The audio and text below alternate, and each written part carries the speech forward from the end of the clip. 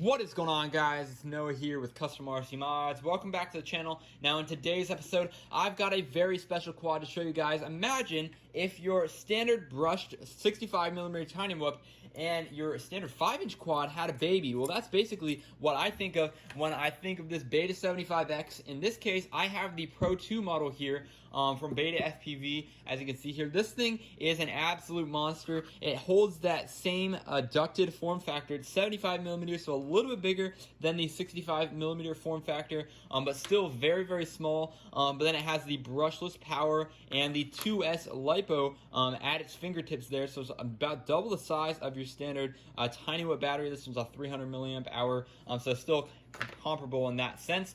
But yeah, let's go ahead and run through the different specs of this, and we're going to take it out for a flight at the end of this video.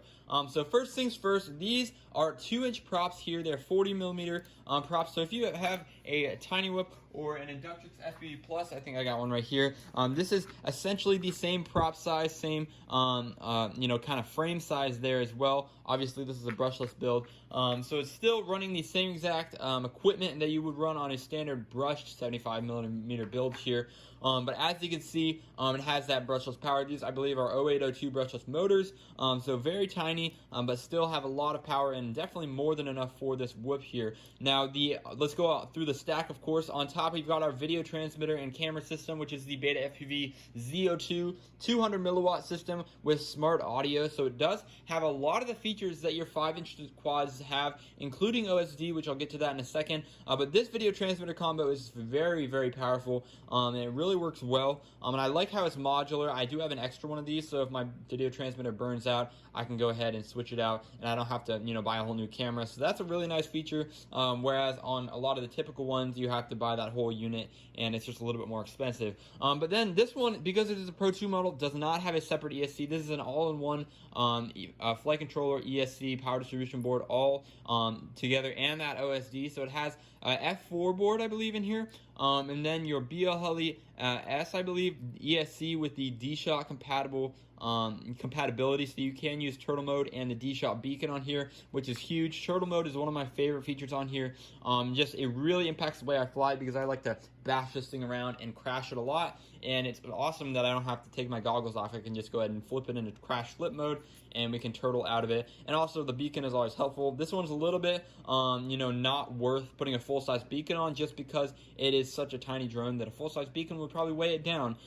So yeah, for my receiver under here, you can see right below the battery tray, we do have a FrSky XM Plus, and this is really, really nice because it runs that full range receiver under there, which is external. It gives a lot better range than your typical integrated receiver like found on some of the brushed whoops, but since we have the extra payload capacity in here, having that XM Plus in there is really nice. You get that full range, and you can have RSSI in the OSD. So really, really happy with this thing overall. That pretty much covers it all for the specs there. These frames, I must say, are very flimsy and plastic. I haven't had an issue with the props rubbing up against the frame at all. And I just really wonder, especially how they get kind of bent out like that, if that really affects the flight performance at all. But yeah, as in terms of my configuration on here, I am running the default PIDs. You will see in the DVR footage, I haven't gotten a chance to tune this yet, so it's going to be a little bit wobbly in the corners. It does corner really well. It's just, especially there's obviously a little bit of prop wash, and that's nothing that we haven't seen before on any of the tiny whoops. Prop wash is just kind of the name in the game, especially when you're coming down. You're coming down and this unclean air coming out of the ducts. That's one thing when there's unrestricted airflow, like on the 5 inches and other non-ducted motors. The airflow is a lot cleaner coming off the prop. However, it hits on these ducted builds, it hits the edges of the prop guard, and then it kind of makes it harder. The flight controller has to do more work. The PID loop has to do more work to kind of make this come out cleaner. So yeah, that's pretty much it here. I'm going to go ahead and talk about my battery situation. These batteries are 300 milliamp hour high voltage 2-cell batteries, so they're 7.6 volt resting voltage here, 4.35 volts per cell. These are really awesome. Got an XT30 all hooked up here, but this is not the stock configuration. Actually, you're supposed to use 2 of these in series, just like this. I went ahead and cut off the original connector and soldered on an XT30, so I can still use this if I want to, but the XT30 with these standalone batteries are just a lot more convenient for me and the type of flying that I do. But same kind of example is here, except for you're only only have 260 milliamp hours on this. So yeah, that's the battery configuration. I think we've covered pretty much everything. Spoiler alert, this thing is a bunch of fun to fly. It's like a 5-inch freestyle quad in the realm of tiny whips. So let's go ahead and take it out for a flight. Alright guys, so we're here in the backyard. I'm in my ultimate FPV lounge chair, and we're gonna go ahead and take this Beta75X out for a few batteries. I've got 4 here, and the first pack we're just gonna cruise around, kind of get the feeling of this, and I'll show you kind of where the default tune falls short. And then the next 2 batteries, I'm gonna do some more cruising and freestyle. And the last one, I've got a little improv track that I'm going to go ahead and start kind of practicing on. We'll get some feels for how this thing does in a race environment. So let's go ahead and get this thing all plugged in, and let's get this thing going. I'm running the Radiomaster TX16S with the FrSky D16 protocol and the Dominator V3s here. So let's go ahead and get this thing all ready to go. All right, so here we are. Let's go ahead and get this thing on up in the air. Just gonna cruise around here first. Try not to crash. However, I probably will crash just to go ahead and demonstrate the turtle mode. Because that is one of the best features easily on this quad. But I really like how this thing flies. You can see it is pretty smooth if you're very generous on your sticks, meaning that you're very conservative on your movements. But it's very easy to fly, and I'd say this is a pretty good way to get into flying acro. Most brushed whoops do not like flying acro.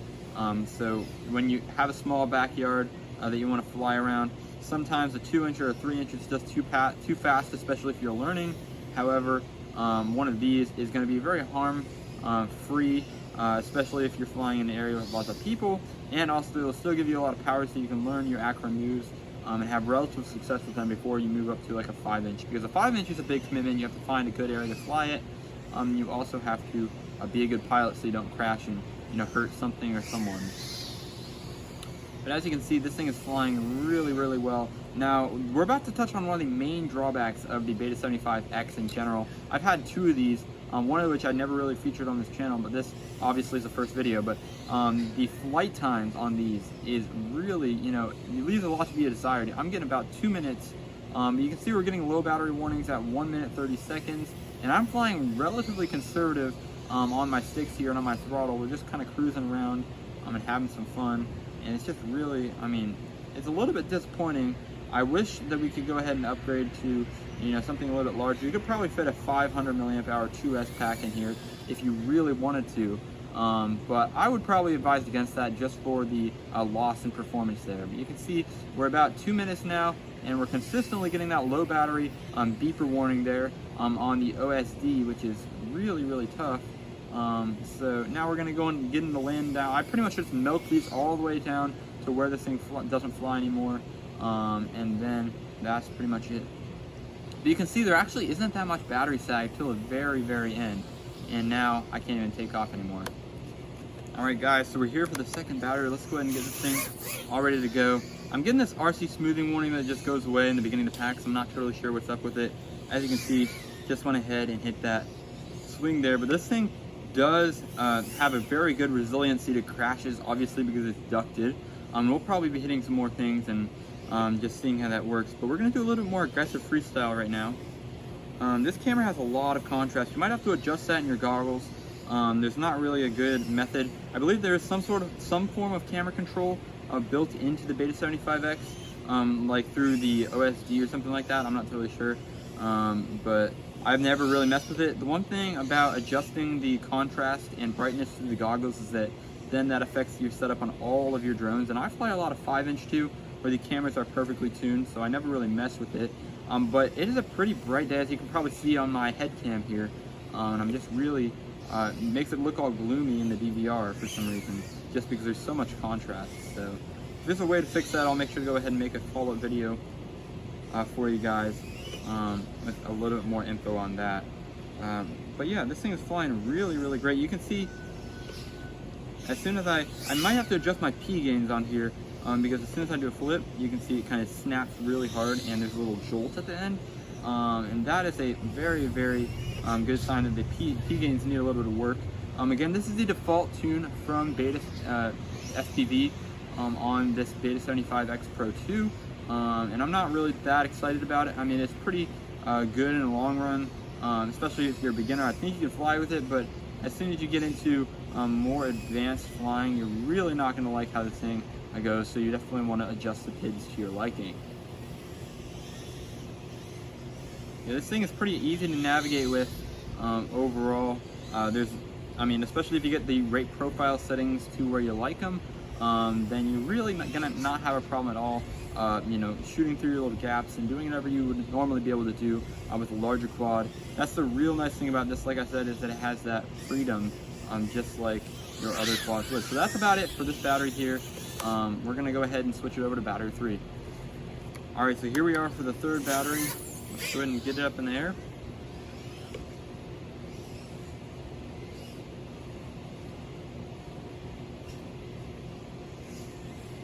This thing is pretty quick overall. I'm very happy with it. It's the perfect size for this backyard. You can definitely huck a 2 or 3 inch around here, but this thing is really nice because you can go up through the nitty-gritty gaps like this one right there. That's one of my favorites. And you can really have a lot of confidence and go through, this little treehouse area in the playset. But again, that stock tune is just not doing that good, in my opinion. Oh my gosh. Yeah, so there's our first crash. Let's go ahead and test out turtle mode here. Alright, so there we are. You can see in most situations you're going to be in pretty good shape. But we're up and flying once again. Very, very nice.